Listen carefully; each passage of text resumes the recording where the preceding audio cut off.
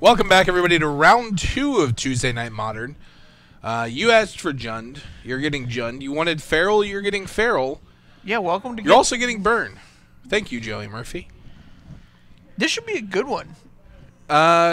This is not a particularly good match for Jund, right? Depends on the build entirely. Like, you could build a Jund deck that just crushes Burn. Right, if you have the main deck, Collective Brutality. Yeah, Collective Brutality, very good against Burn. You typically get Finks out of the board. You have removal for their disruptive and fast guys. So then it just becomes a matter of their Burn versus your clock, which with Tarmogoyfs and Collector and Kitchen Finks and stuff, very easy to win that. Right. But again, that's one build.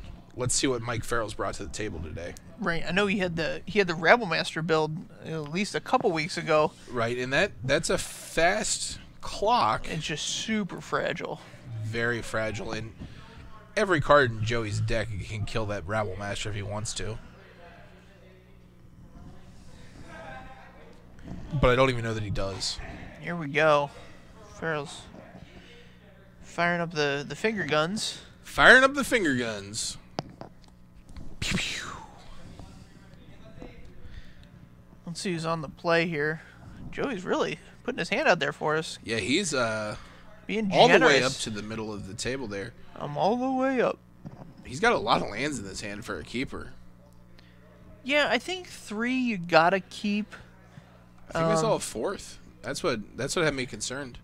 So like 3, I think about it this way: like you mulligan, you go to 6, right? You're down a card, but the hand you're looking at, you're down a card already.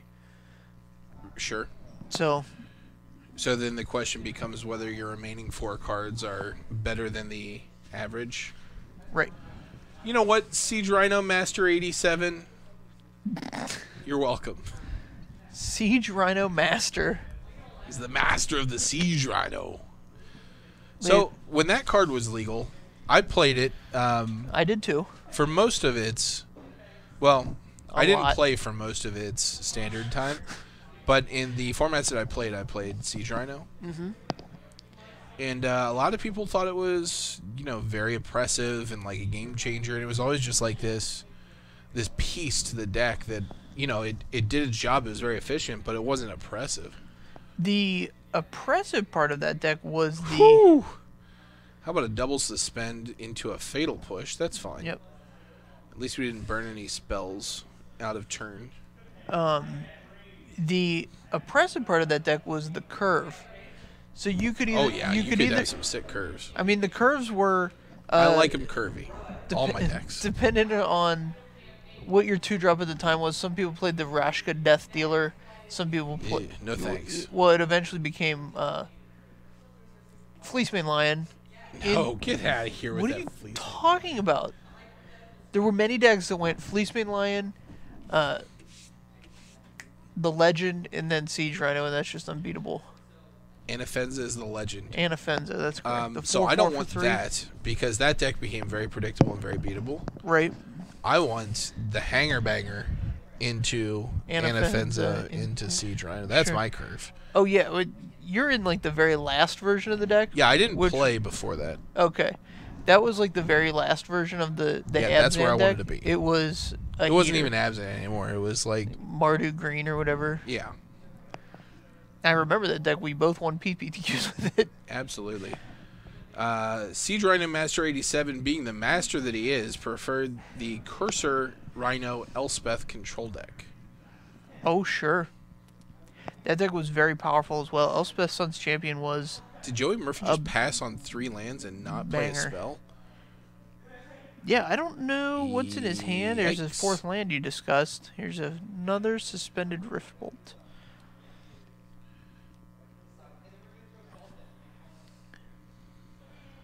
Ooh, you drew a 5-lander. That's tough. Yeah, so this is what happens 100% of the time you keep a 4-lander. That's why you can't do it.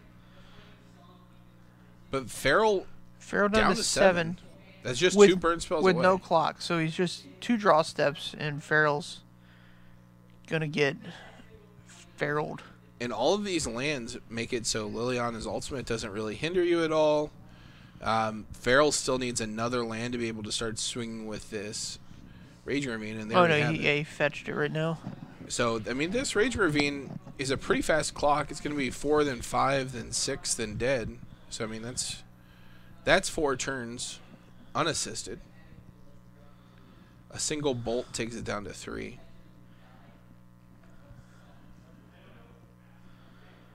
Yep, there's 4. So if I'm Joey Murphy here, I'm worried, but I'm not so worried. Farrell had to take himself down to 6 to get where he's at. Yeah, so this literally means any 2 draw steps, I think, are good for him. Oh, Ooh, this goes the a long way. shrine, yeah.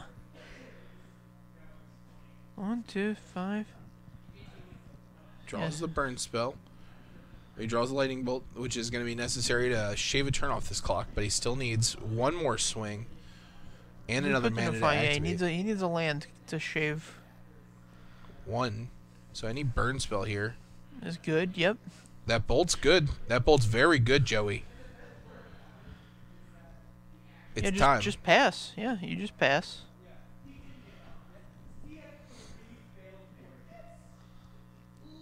Okay, so he's gonna ultimate here.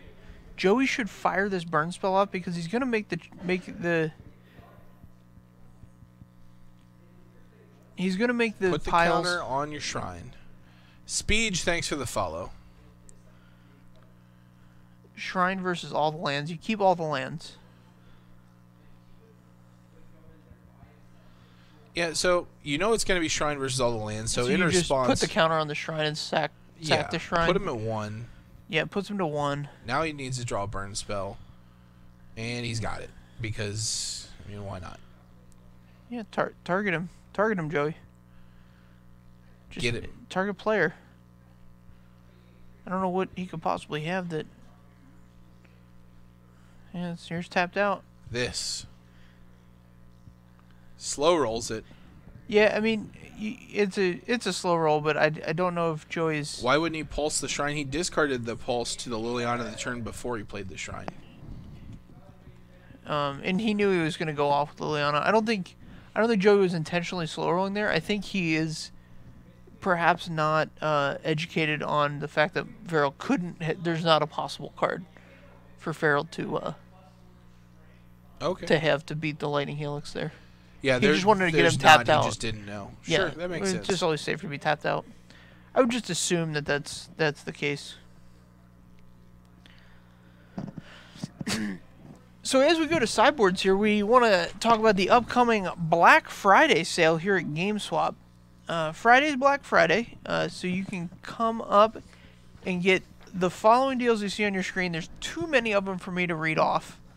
I am, for one, going to pick up one of these Amonkhet bundles for $25. I think that's the steal. So in addition to all of these deals that you see on the screen, we've also got 20% off, a whole bunch of shenanigans.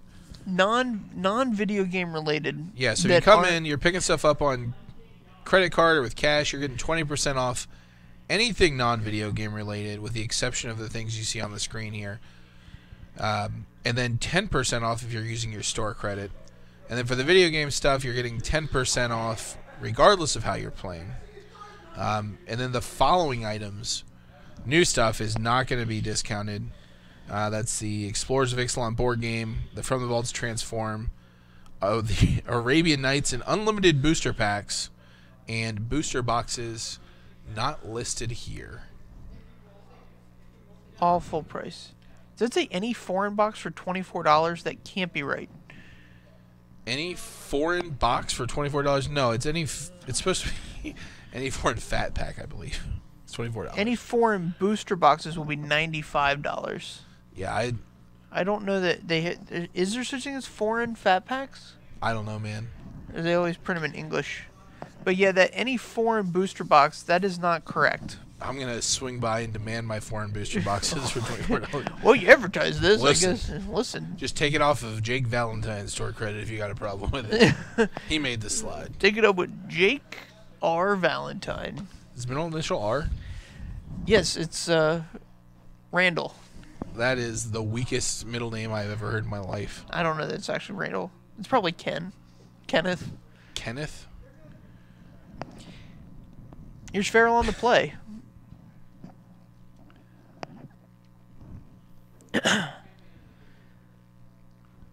Farrell very nervous. Look at that swaying. Yeah, he's back very and forth. nervous. He's thinking about this one. Might be thinking about a keep. Wonder if this is just emblematic of what's going on in his head.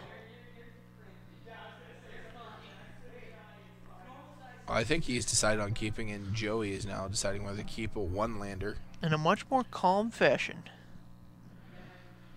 I like this one-lander personally. Yeah? I think I see a lava spike. Do I know anything about the Explorers of Ixalan?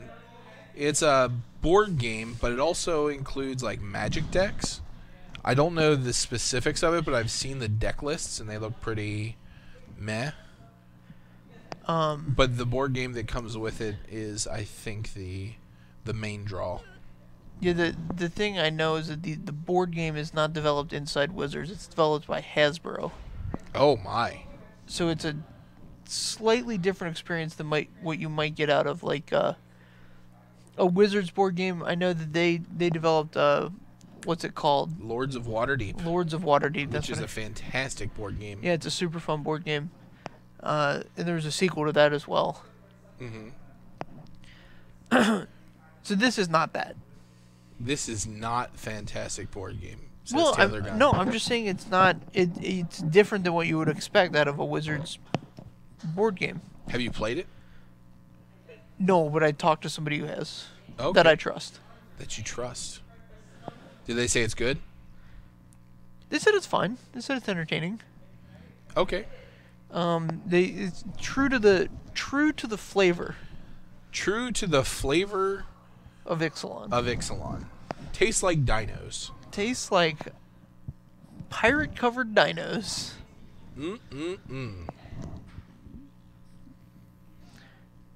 All right, so Farrell with a fetch. Firing off a Rift Bolt. Is that Second land all for the way Joe. down to 14. What did Farrell cast on turn 1 with the fetch? Oh man, here's a turn 2 Shrine. This card's a big deal against a deck like Jund. He's only has a few ways to remove it. And there is one of them. There's one of them. So there's that. That's fine. If he's going to take his turn off to do that, that's all right. Yeah. Did Jason or Joey? I'm sorry, Joey bring in a deflecting palm? Is that the card that was drawn here? Looks like it. That's an interesting one. Talk to the hand. Boom.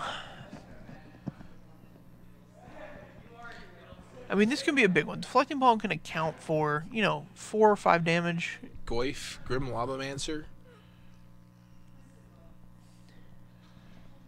Yeah, the Goyf getting pumped from the shrine is a big deal. Alright, so Farrell going down to 10 And, on a couple of bolts. Oh, it's a rest in peace. That's pretty good here. It shuts down both of his plays.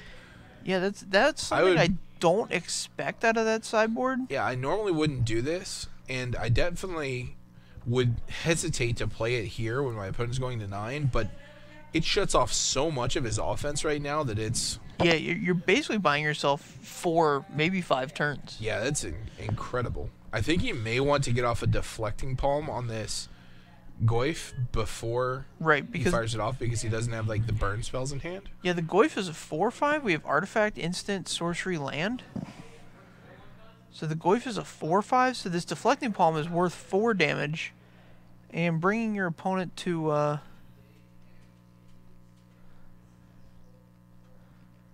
Do we have creature as well? Doesn't look like it. Oh, he's terminating his own Goyf. Wow. Well, at least you got 2 cards out of that deflecting palm. Yeah, absolutely. That had to be a tough call for Farrell to make. He must be very confident with what's in his hand. Yeah.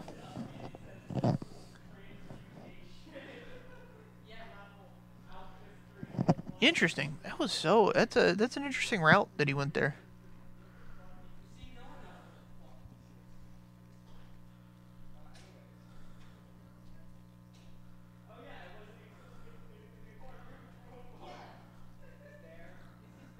All right.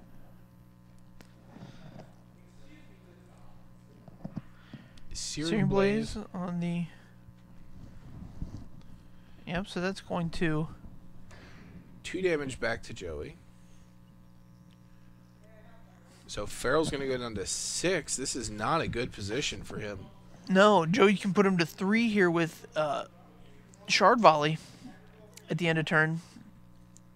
And you probably want to in response to this Inquisition. Yeah, that's probably going to be the right place. Put him at 3 because that, with 2 lands in play, that turns every spell in your deck into the game. Puts him to 4. So now he needs Boros Charm specifically. You get there? What we got? He has a bolt. How many more creatures in the yard he needs to wonder? Yeah. So Farrell, I think he's got Goyf left in the yard. So okay, so now Joey has to really do some math. This Rebel Master can get super out of hand if he lets... He should step back to before the Rebel Master trigger goes on the stack and do some math about his potential draws to kill Farrell with how many turns he has left of Farrell attacking him. So Farrell's going to go up to 5 here. It looks like he ate a Goyf. So taking him down to 2, kind of all in on this draw step. I don't know that this is 13 damage here. It's not 13 4, damage, 5, but if 6, he draws a land, it 7, could 8, be. 9, 10. So he's got 10. Oh, it's not an untapped land. So Joey has 1 draw step here to beat Farrell. So 1, 2, 3, 4, 5, 6, 7, 8, 9, 10 damage coming through. No more creatures in the yard. So if Joey would have... He would be minus 6 damage here if he would have spent the bolt on the Rebel Master. Draws another land. That's not going to do it. 2 land in a row. That's how she drew it up. So he would have been minus 7 damage total. Right. So he would have been at 10, which would have bought him 2 more draw steps with just the Scavenging Ooze and then the Raging Ravine next turn. So I think Joey's getting way too cute here with his game plan and bringing in the Rest in Peace, the Deflecting Palm. I mean, Deflecting Palm is fine. I think it's better than... I might be taking out Shard Volley for it. I would not take out Shard Volley for it.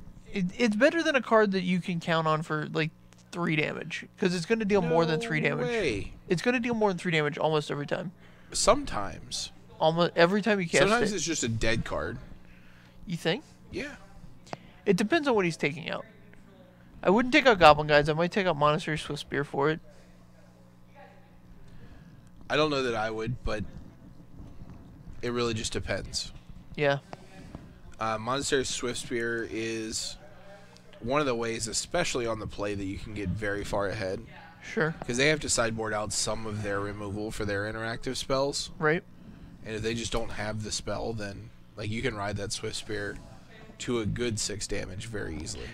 Just ride in my Swift Spear. The card that won the game was Scavenging Ooze. Even without the Scavenging Ooze, he didn't have enough damage to kill him. Scavenging Ooze was nice, though. It definitely kept him out of standard burn range by putting him up to 4.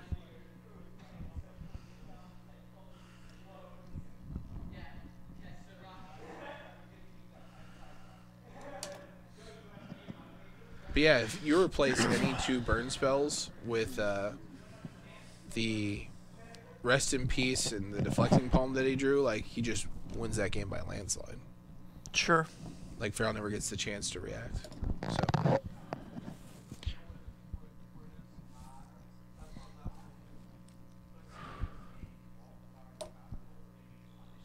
All right. So Joey on the play this time makes a huge difference. Here's Goblin Guide.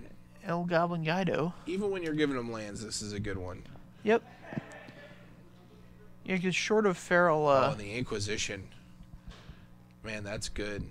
That's real good for So Joe. we got a Lightning Helix, a Boros Charm, a Shard Volley, 2 Shrine, Lightning Helixes. and another Lightning Helix. 2 Lightning Heli. Helices. Ulysses.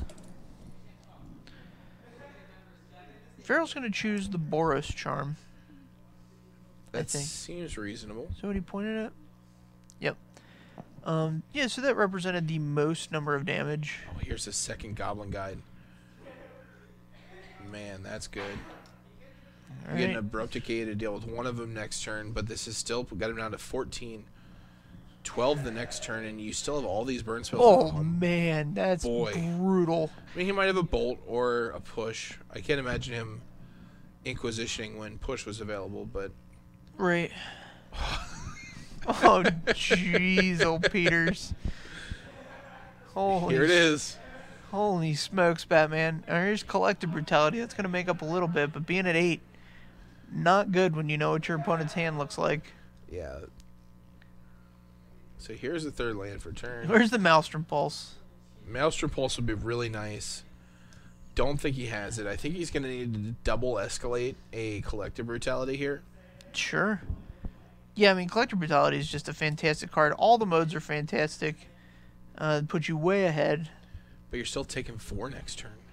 Sure. Oh. Box at discarding the land. So he might... Yep, here's the...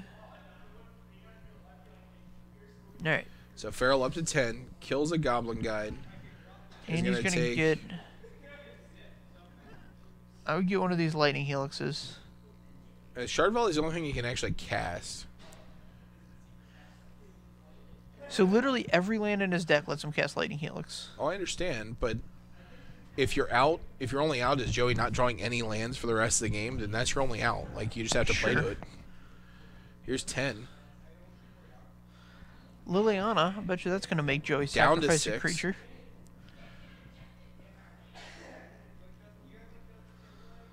Goyf is strong here. But it gives Joey a target for the Searing Blaze if he draws a land, and he does. Yep.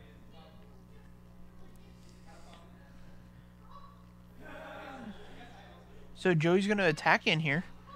The Goyf will take 2, and the Searing Blaze will then put Farrell to 1. I don't think we have a creature in the yard.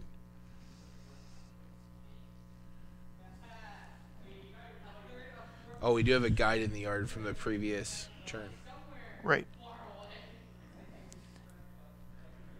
So creature, instant, sorcery, land.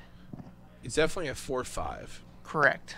And the additional instant will not increase its power and toughness. Correct. So we're able to get it this turn. I mean, you could even do it before combat if you wanted to. Yeah, he's priced into blocking because he's at Yeah. 3, so he can't take it all.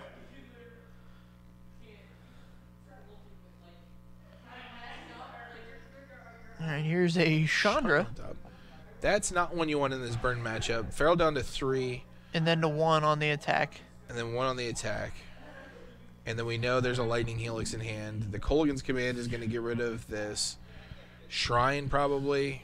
Yep, and the Goblin Guide dies. It's got 2 modes.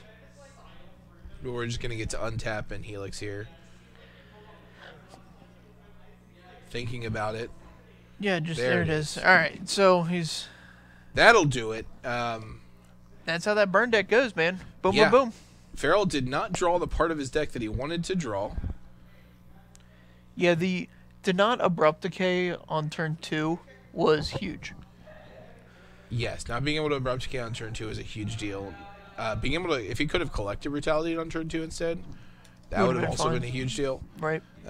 But in this instance, didn't work out for him. Didn't draw the right spells at the right time. We're going to make a huge deal out of you guys coming back here in about 25 minutes. Yes, we are. I'm going to make a huge deal out of some gumbo, so we'll see you here soon. Yep, bye-bye.